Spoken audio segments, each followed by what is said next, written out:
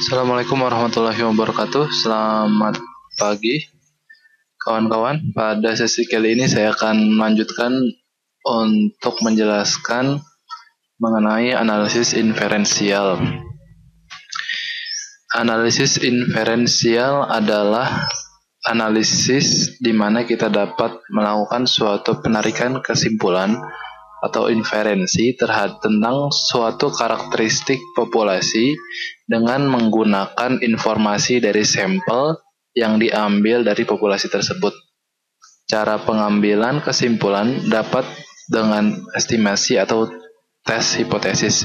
Jadi dengan analisis inferensial ini kita dapat lebih maju daripada analisis deskriptif, di mana analisis deskriptif hanya bisa menggambarkan atau menjelaskan suatu gugus data, tapi dengan analisis inferensial ini kita tidak hanya dapat menggambarkan atau menjelaskan suatu gugus data, tetapi juga menarik suatu kesimpulan dari gugus data tersebut.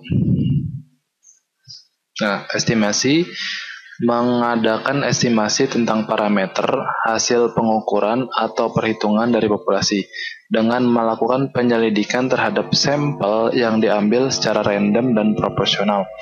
Ini adalah estimasi di mana nanti merupakan salah satu bagian dari hasil analisis atau output analisis dari analisis inferensial.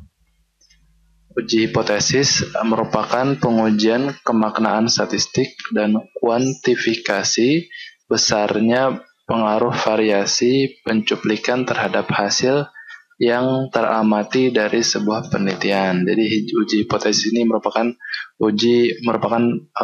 semacam patokan atau semacam uji terhadap sebuah gugus data terhadap batasan-batasan tertentu. Nah, contoh seperti ini. Hipotesis, kita melakukan suatu analisis hipotesis, lalu dengan hipotesis statistik, lalu hipotesis penelitian kita, lalu dengan HO, jika HO-nya diterima maka kita mendapatkan hipotesis statistik dari statistik kita.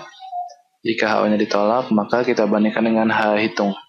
Jika benar maka kita akan dapatkan hipotesis statistik kita. Langkah-langkah pengujian, tentukan HO dan H hitung, H jumlah. Tentukan rumus dan lakukan perhitungan sesuai dengan uji yang dilakukan. Tentukan batas penerimaan atau penolakan HO sesuai tabel yang digunakan. Bandingkan hasil perhitungan dengan tabel dan tarik kesimpulan. Jadi mudahnya adalah kita akan menarik sebuah kesimpulan dari hasil output analisis menggunakan SPSS terhadap suatu gugus data. Nanti jelasnya akan saya jelaskan pada praktek analisisnya. Oke, analisis dalam tutorial ini ada t-test, one-way ANOVA, korelasi dan regresi. Kenapa tidak semua analisis inferensial di-includekan ke sini? Karena apa?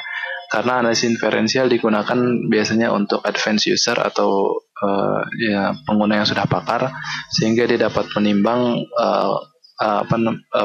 menimbang suatu asumsi-asumsi berdasarkan penelitian dan hasil analisis statistiknya, sehingga tidak akan sulit dipahami untuk pengguna yang masih basic atau pengguna yang masih pemula. Jadi untuk analisis inferensial ini saya hanya membahas 4 analisis. Yang pertama t-test, yang kedua one-way ANOVA, yang ketiga korelasi, yang keempat regresi. Oke, ini penjelasan saya mengenai analisis inferensial. Sekian, terima kasih.